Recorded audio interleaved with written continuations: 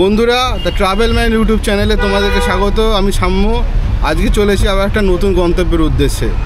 তোমরা দেখতে থাকো আমরা কোথায় আজকে যাই। বন্ধুরা আজকে আমি কোনো সোলো ট্রিপ করছি না, আজকে আমি গ্রুপ ট্যুর করছি। আমার পরিবারের সাথে আমি বেড়াতে যাচ্ছি। আজকে আমার মা আমার সঙ্গে যাচ্ছেন, আর তার সাথে আমার মাসিরা এবং মাসুর দিদিরা যাচ্ছেন। আমরা যাচ্ছি দেওঘর। তার জন্য আমরা হাওড়া স্টেশন থেকে পূর্বা এক্সপ্রেস ধরে দেওঘর যাব। আমরা জোসিডিতে নামবো এবং তারপরে কীরকমভাবে আমরা দেওঘর পৌঁছচ্ছি সমস্ত আপডেট পেতে অবশ্যই চোখ রাখুন আমাদের এই চ্যানেলে, সঙ্গে থাকুন। বন্ধুরা দেখছেন সকালবেলায় কেমন জ্যাম। হাওড়া কোনো দিনই খালি থাকে না। আমার বাড়ি থেকে হাওড়া স্টেশনের ডিস্টেন্স 1 কিলোমিটার। সেই 1 কিলোমিটার যেতে প্রায় 15 থেকে 20 মিনিট সময় লাগে এইরকম জ্যামের জন্য।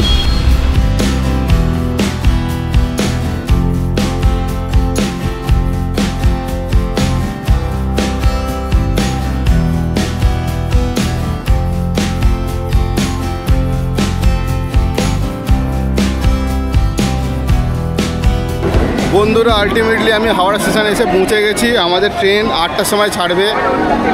12,303 পূর্বা এক্সপ্রেস, যেটা দিল্লি অবধি যায়। আমরা জোসিডিতে নামবো। জোসিডি বেলা 12টা বেজে 11 মিনিটে পৌঁছাবে। তো আমরা সেই জন্য ট্রেনটা প্ল্যাটফর্মে দেওয়ার জন্য আমরা অপেক্ষা করছি। ট্রেনটা দিলেই আমরা ট্রেনে বোর্ডিং করব। সঙ্গে থাকুন। বন্ধুরা আমাদের যে ট্রেনের যে কম্পার্টমেন্টটা আছে সেটা প্ল্যাটফর্মের একদম পেছন দিকে, সেই জন্য আমাদেরকে অনেকটাই হাঁটতে হচ্ছে। আমাদের কোচ নাম্বার হলো B3।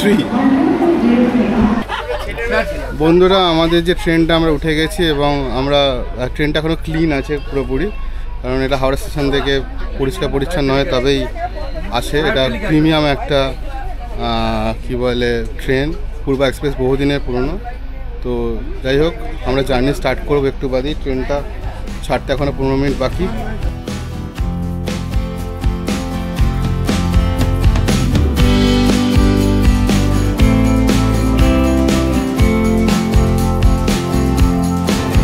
বন্ধুরা এটা বলে রাখা ভালো যে আমাদের যে ট্রেনটা, আমরা হাওড়া থেকে যে জোসিডি যাচ্ছি পূর্বা এক্সপ্রেসে, পূর্বা এক্সপ্রেসের ফার্স্ট স্টপেজ হলো বর্ধমান এবং হাওড়া থেকে জোসিডির মাঝখানে 6খানা ইন্টারমিডিয়েট যে স্টেশন সেগুলো আছে। তো আমরা প্রত্যেকটা স্টেশনে নেবে আমরা দেখব এবং অবভিয়াসলি ট্রেন জার্নিটা কেমন হয় আপনাদেরকে দেখাবো। সঙ্গে থাকুন।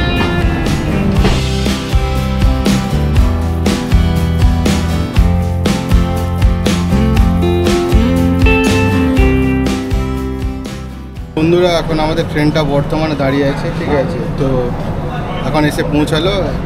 ট্রেনটা একদম এক্স্যাক্ট টাইমেই চলছে, এখনও কোনো লেট নেই। তো আমরা দেখি আগেই জার্নিটা কন্টিনিউ করে আমরা ঠিকঠাক সময়ে জোসিডিতে পৌঁছতে পারি কি না।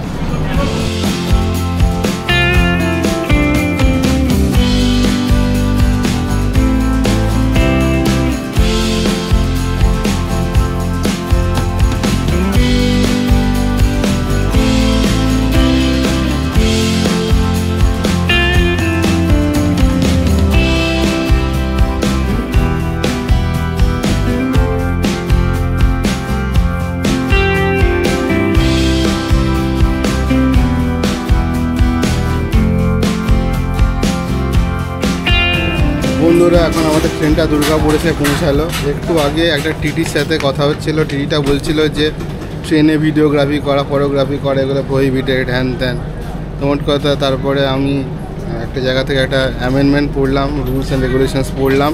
সেখানে লেখা আছে যে ছোটো ডিজিটাল ক্যামেরা দিয়ে বা কোনো মোবাইল ফোন দিয়ে কেউ যদি ভিডিওগ্রাফি বা ফটোগ্রাফি করতে যায় দ্যাট ইজ অ্যালাউড। তো যাই হোক সেটা আমি নিজের কাছে সেভ করে রেখে দিয়েছি। যদি কিছু বলে পরবর্তীকালে দেখাবো। জানি যে এগুলো এখন নতুন নতুন সমস্ত কিছু ইম্পোজ হচ্ছে, কারণ যদি রেলওয়ের কোনো রকম কিছু বেরিয়ে টেরিয়ে বাইরে যায় সেই জন্য এরকম আর কি এগুলো করবার চেষ্টা করা হচ্ছে। যাই হোক আমরা দেখতে থাকবো।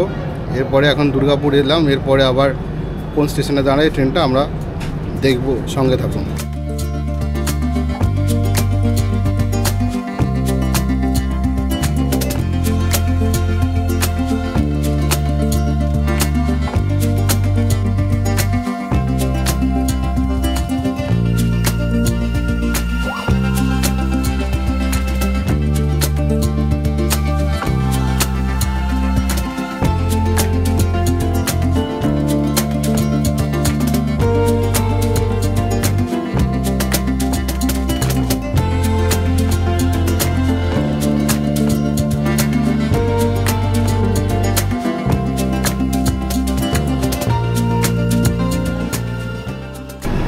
বন্ধুরা আমাদের যে ট্রেনটা সেটা এখন আসানসোল এসে পৌঁছালো। এরপরে ট্রেনটা চিত্তরঞ্জন দাঁড়াবে, তারপরে জামতারা, তারপর মধুপুর, আর তারপরে জোসিটি। ট্রেনটা প্রায় হাফ রাস্তা চলেই এসছে, আর ট্রেনটা এখন একদম অন টাইম আছে। এখনও পর্যন্ত ওই 2-3 মিনিট মতন লেট আছে, তো সেটা নেগোসিয়েবল। তো জার্নিটা ভালোই হচ্ছে। তো আমরা দেখি নেক্সট স্টপেজ চিত্তরঞ্জন কটার সময় ঢোকায় ট্রেনটা। ঠিক আছে না?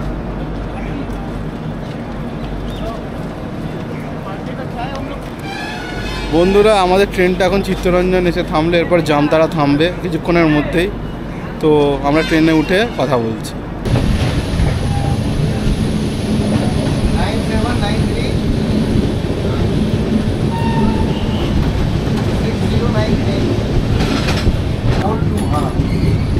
বন্ধুরা আমাদের যে ট্রেনটা সেটা চিত্তরঞ্জন ছেড়ে বেরিয়ে যাচ্ছে, এরপরে জামতারা দাঁড়াবে। আর জামতারা এখান থেকে 10 থেকে 15 মিনিট লাগবে, তারপরে মধুপুর, তারপরে জোসিটি। আপনারা সঙ্গে থাকুন আর দেখতে থাকুন আমাদের চ্যানেল। বন্ধুরা আমরা এখন জামতারাতে এসে আমাদের ট্রেনটা থামলো। তো এরপরে মধুপুর আসবে, আর মধুপুরের পরে জোসিটি আমরা নামবো। জোসিটিতে ট্রেনটা 12টা 11 সময় শিডিউল টাইম আছে। ট্রেনটা এখন এই 5 মিনিট মতন লেট যাচ্ছে। তো আমরা দেখবো যে আমরা শিডিউল টাইমে পৌঁছাতে পারি কি না। সঙ্গে থাকুন।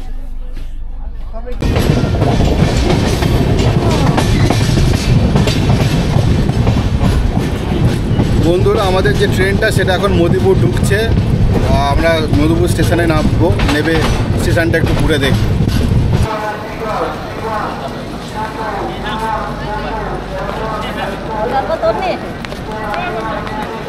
বন্ধুরা আমরা মধুপুর স্টেশনে এসে পৌঁছলাম। এরপরের স্টেশনে জোসিটি, যেখানে আমরা নামবো। এই জোসিটি, মধুপুর, শিমুলতলা, তারপরে গিরিডি, এই জায়গাগুলো বাঙালির পশ্চিমে হাওয়া বদলের জন্য বিখ্যাত। তো আগেকার দিনে বাঙালিরা এই সমস্ত জায়গায় হাওয়া বদল করতে আসতো। তো আমরা ওই কাইন্ড অফ শীতের শুরুতে একদম হাওয়া বদল করতে খানিকটা চলেছি। তো চলুন আমাদের সঙ্গে থাকুন, আমরা দেওঘরে গিয়ে পৌঁছাবো। এরপরেই আপনাদেরকে পুরো যে জার্নিটা সেটা আমরা দেখাবো।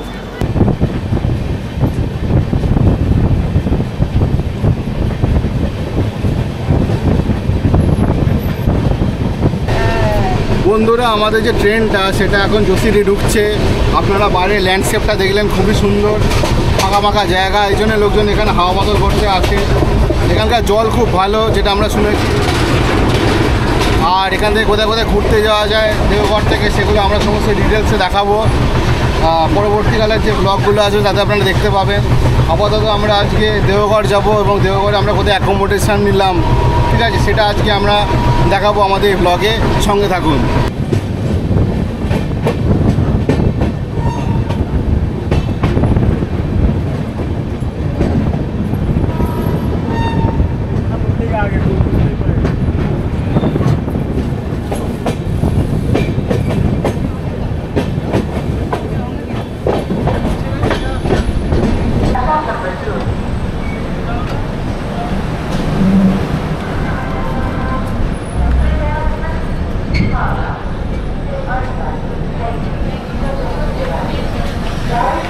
বন্ধুরা আমরা এখন জোসিটি এসে পৌঁছলাম। এই জোসিটিতে নামলাম স্টেশনে। এবার আমরা স্টেশনের বাইরে যাবো, ওখান থেকে কোনো কিছু একটা করে আমরা দেওঘর পৌঁছাবো। সেটা আপনারা দেখবার জন্য রেডি থাকুন। এবার কিছুক্ষণের মধ্যে আমরা দেওঘর যাচ্ছি। বন্ধুরা আমি এখন জোসিটি স্টেশন তার বাইরে দাঁড়িয়ে আছি। আপনাদের স্টেশনের বাইরে দেখালাম। এখান থেকে আমরা অটো ধরে যাব দেওঘর। আমাদের ওখানে একটা হোটেল বুক আছে, হোটেল যশোদা ইন্টারন্যাশনাল বলে। তো সেই হোটেলে আমরা গিয়ে অ্যাকোমোডেশন নেবো। এখন অলরেডি বুক করা আছে। তো আমরা জার্নিটা দেখাবো যে দেওঘর যেতে কতক্ষণ সময় লাগে এখান থেকে। আর অটোওয়ালার সাথে কথা হয়েছে, অটোওয়ালা বলেছে 200 টাকা নেবে 7 জনের। আমি জানি না এখানে কি ইউজুয়াল কি রেট থাকে, আমার খুব একটা বেশি বলে মনে হয়নি। তো যাই হোক, আপনারা সঙ্গে থাকুন আর দেখুন আমাদের এই চ্যানেলটা। যতক্ষণ না আমরা হোটেলে পৌঁছচ্ছি ততক্ষণ এই ব্লগটা কন্টিনিউ হয়। বন্ধুরা আমরা দেওঘর যাওয়ার জন্য জোসিটি স্টেশন থেকে এই অটোটা আমরা বুক করেছি। 200 টাকা নিচ্ছে আমাদের থেকে, 7 জনকে নিয়ে যাবে। তো যদিও রেট হলো পার হেড 20 টাকা করে বলছে লোকজন, কিন্তু যাই হোক আমরা পেয়ে গেছি, একসাথেই এই অটোটায় যাচ্ছি। এখানে আরেকজনকে জিজ্ঞেস করেছিলাম, সেও 200 টাকাই বলেছিল। যাই হোক আমি জানি না যে এক্সাক্ট রেটটা কত, আপনারা চেক করে নেবেন অবভিয়াসলি। তো আমরা এবার দেওঘরের দিকে জার্নিটা কন্টিনিউ করব, দেখতে থাকুন।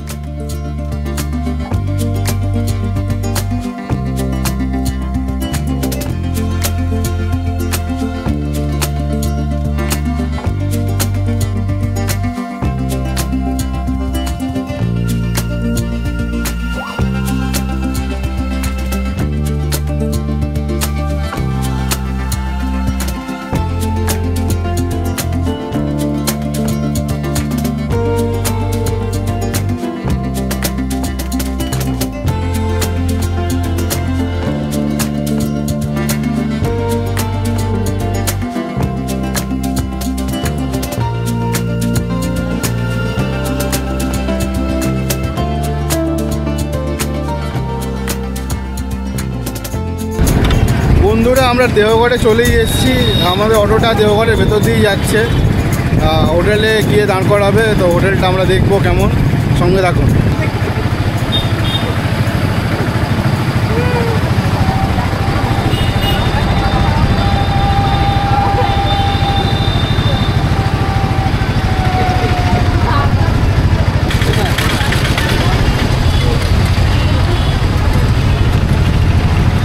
বন্ধুরা আমরা হোটেলে চলে এলাম। এই হোটেলটা আমাদের বুক করা ছিল আগের থেকে। আমার জামাইবাবু মানে সে এখন আসতে পারেননি, আগামী পরশু দিনকে আসবে।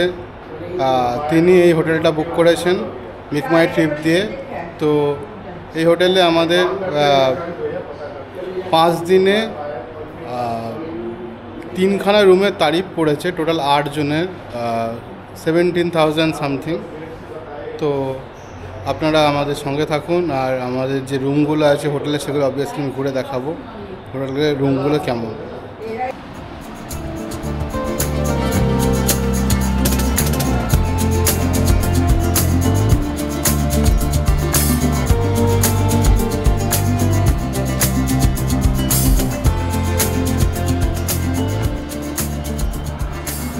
বন্ধুরা রুমগুলো দেখলাম, তা আমরা রুমের ভেতর এলাম এবার। তো রুমটা মোটামুটি খুব যে ভালো বলবো এরকম নয়। এই বাজেটে এর থেকে বেশি কিছু এক্সপেক্ট করা এই মার্কেটে আমার মনে হয় যে ওটা একটা মানে অলিক কল্পনা ছাড়ার কিছু নয়। এটা যা আছে ঠিকই আছে, তবে পরিষ্কার আছে এখনও পর্যন্ত।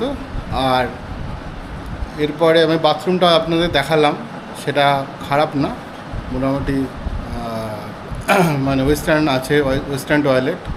যাই হোক আমরা এরপরে ফ্রেশ হয়ে নিয়ে আমরা খেতে বেরোবো। তো আপনারা আমাদের সঙ্গে থাকুন। বন্ধুরা আমরা এখন একটা রেস্টুরেন্টে এখানে খেতে এসেছি, আমাদের হোটেল থেকে একদম পাশেই।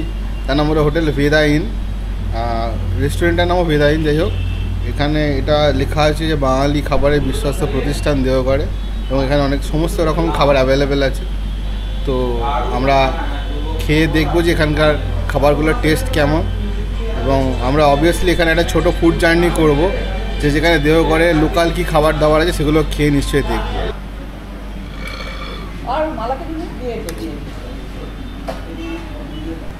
বন্ধুরা আমরা যে রেস্টুরেন্টটা এখন খেতে এসেছি তার খাবার দাবারগুলো খুব ভালো, আমাদের খুব ভালো লেগেছে। এটা একটা মাস্ট রিকমেন্ডেড একটা রেস্টুরেন্ট, এবং এটা লেখাও আছে যে কাস্টমার চয়েস জোম্যাটোতে। তো আপনারা যদি এখানে দেওঘরে আসেন এই রেস্টুরেন্টে খেতে পারেন। যাক গিয়ে আমাদের মোটামুটি খাবার এখন আমাদের এখানে কমপ্লিট হয়ে গেছে, এখন আমরা এখান থেকে বেরোব। বন্ধুরা আমরা এখন এই সন্ধ্যেবেলা হোটেল থেকে বেরিয়ে আমরা এলাম বৈদ্যনাথ ধাম। এখানে আমরা এখন দর্শন করব, মন্দিরে যাব। তো এখানে রাজবেশ হবে সন্ধ্যেবেলা, 6টা থেকে শুরু হয়ে যায়, কিন্তু এখন একটু লেট হয়ে গেছে, 6:45 বাজে। তো ভেতরে যদি মন্দিরের ভেতরে যদি ক্যামেরা অ্যালাউ করে তাহলে আমি নিশ্চয়ই ক্যামেরা নিয়ে ভেতরে ঢুকবো, আর যদি না অ্যালাউ করে তাহলে সেক্ষেত্রে কিছু করার নেই। তো আমরা দুপুরবেলা যে খাওয়া দাওয়া করেছিলাম তারপরে হোটেলে গিয়ে খানিকক্ষণ রেস্ট নিয়েছিলাম, আর এখন আমরা সন্ধ্যাবেলা বেরোলাম দেওঘর ঘুরতে।